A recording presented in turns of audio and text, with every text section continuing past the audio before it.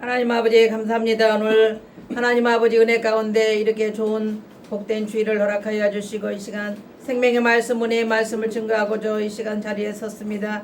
주님 기억하여 주시고 붙들어 주시어서 성령의 조명으로 말씀을 증거할 수 있는 귀한 시간 될 수 있도록 역사하시고 은혜 내려 주옵소서. 예수님의 이름으로 기도하옵나이다. 아멘. 오늘 하나님 말씀의 본문은 마태복음 5장 17절로 20절 말씀이 되겠습니다. 내가 율법이나 선지자를 폐하러 온 줄로 생각하지 말라. 폐하러 온 것이 아니요 완전하게 하려 함이라. 진실로 너희에게 이르노니 천지가 없어지기 전에는 율법의 1.1획도 결코 없어지지 아니하고 다 이루리라.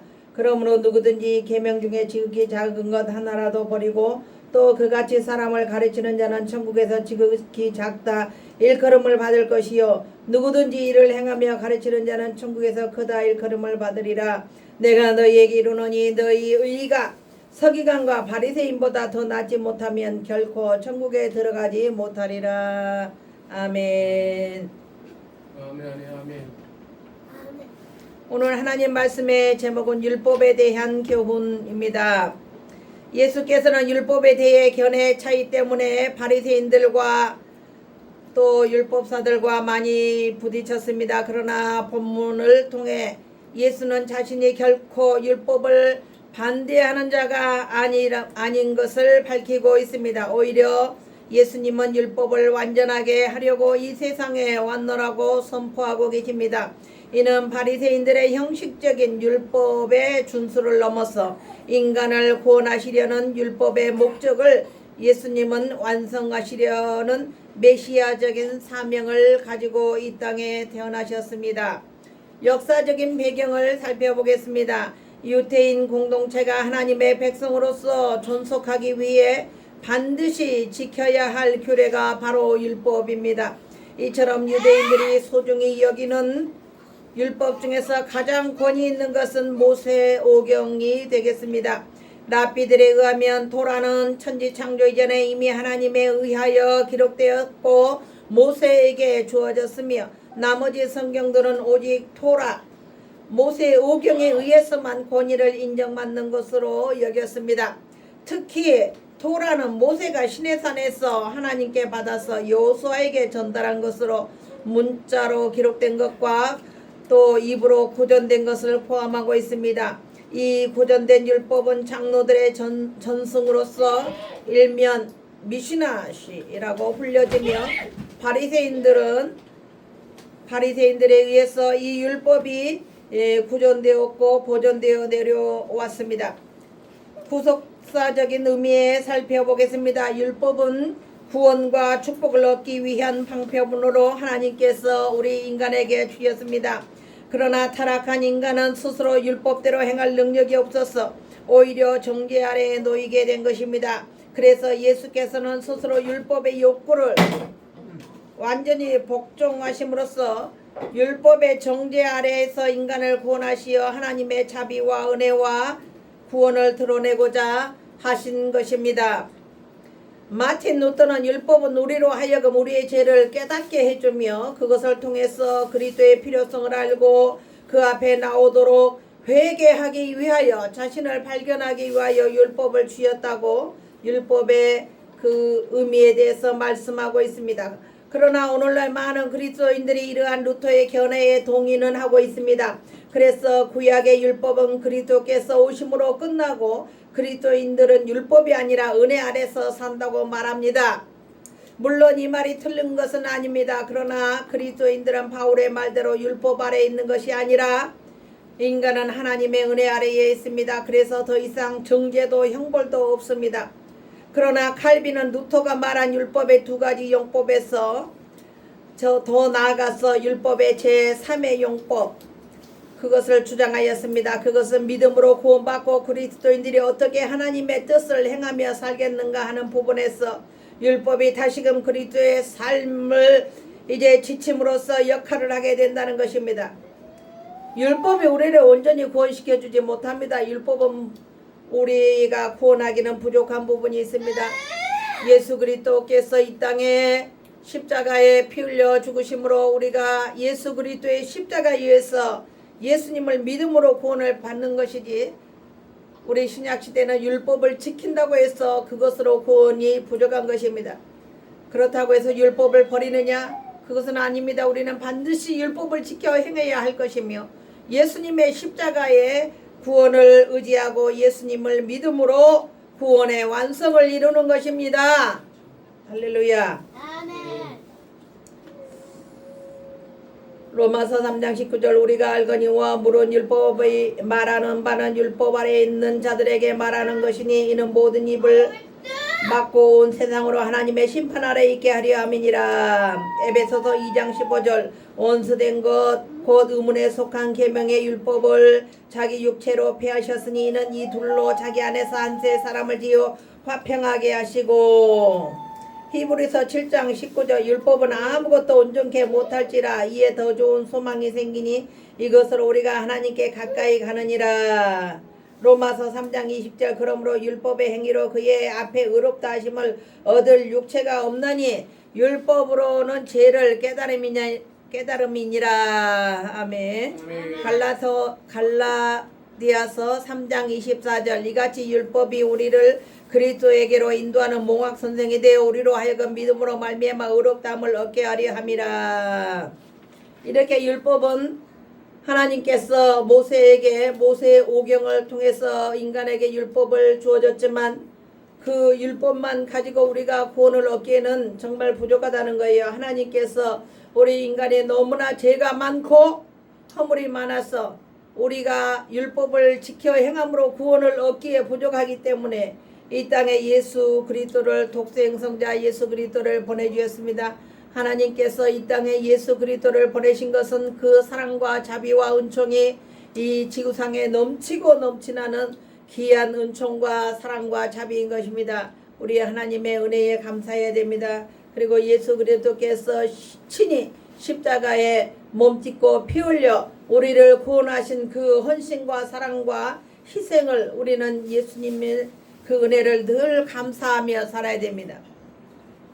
하나님과 예수 그리스도의 그 사랑과 은총에 감사하고 또한 성령 하나님은 우리를 이 세상 끝까지 지키시고 인도하시고 보호하여 주신다는 것을 우리는 기억해야 합니다. 할렐루야. 아멘. 첫 번째 우리는 율법주의를 배격해야 합니다. 바리새인들은 자기들의 율법에 대한 이해 위에 서서 예수님께서 율법을 폐하셨다고 비난했습니다.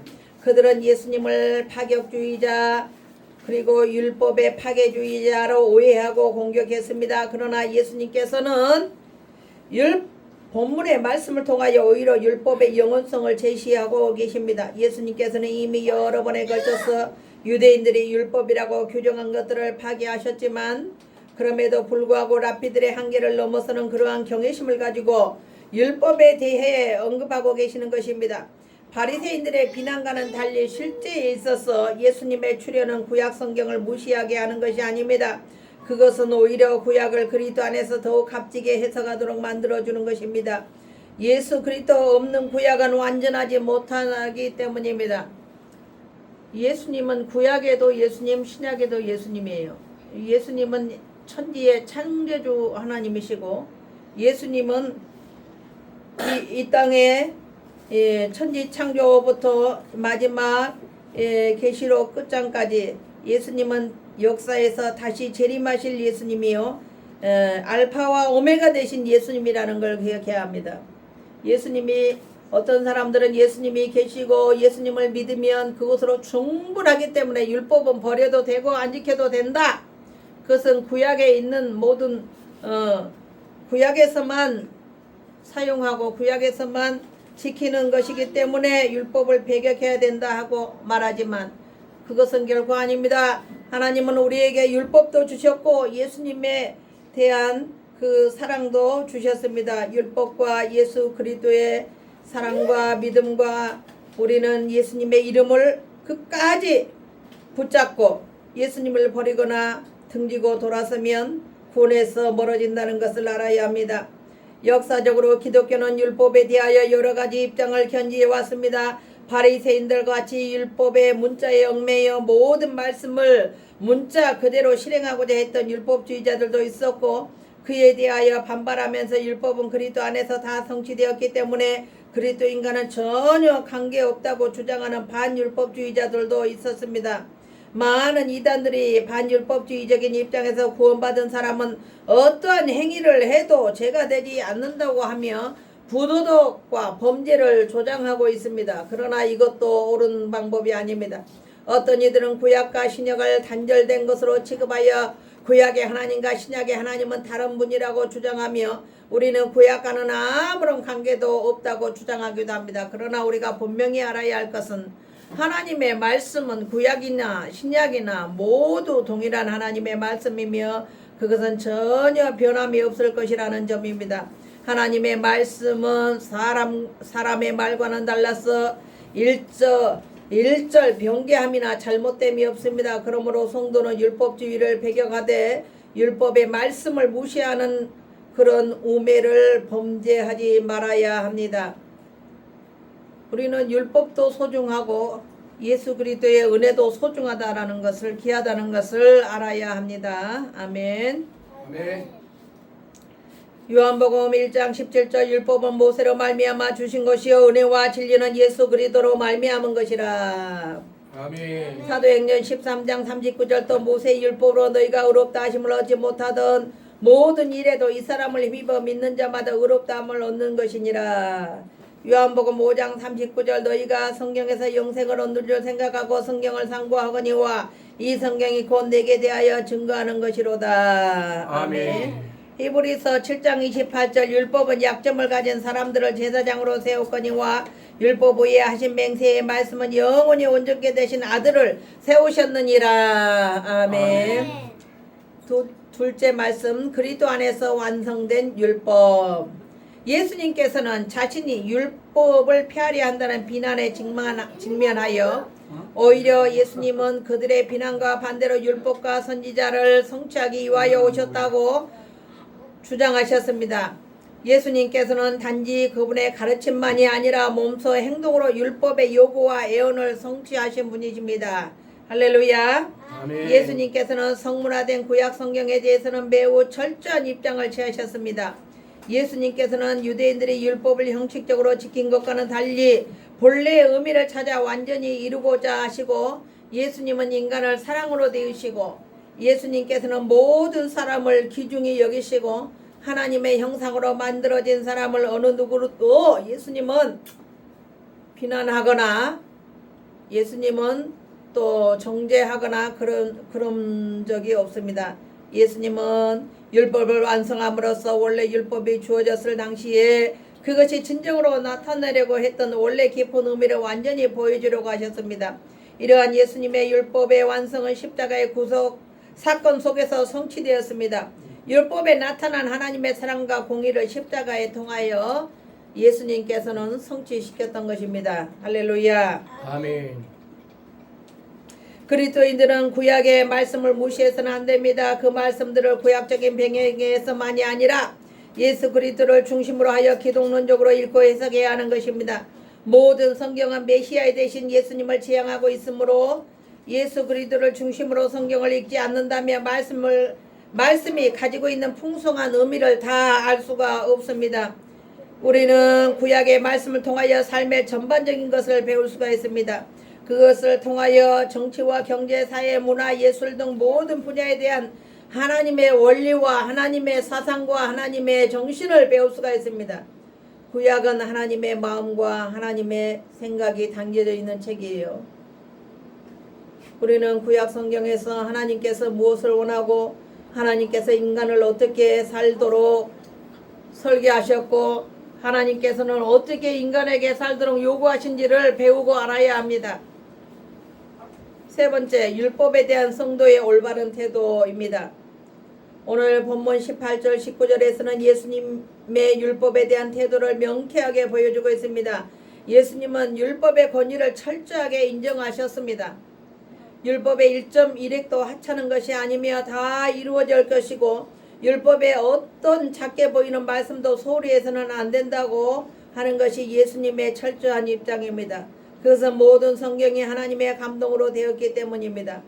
디모데후서 3장 16절 그러므로 율법의 가장 작게 보이는 어떠한 규정도 어겨서는 안 됩니다. 하나님의 계명은 인간적인 평가에 관계없이 모두가 권위 있고 가치 있는 것이기 때문입니다.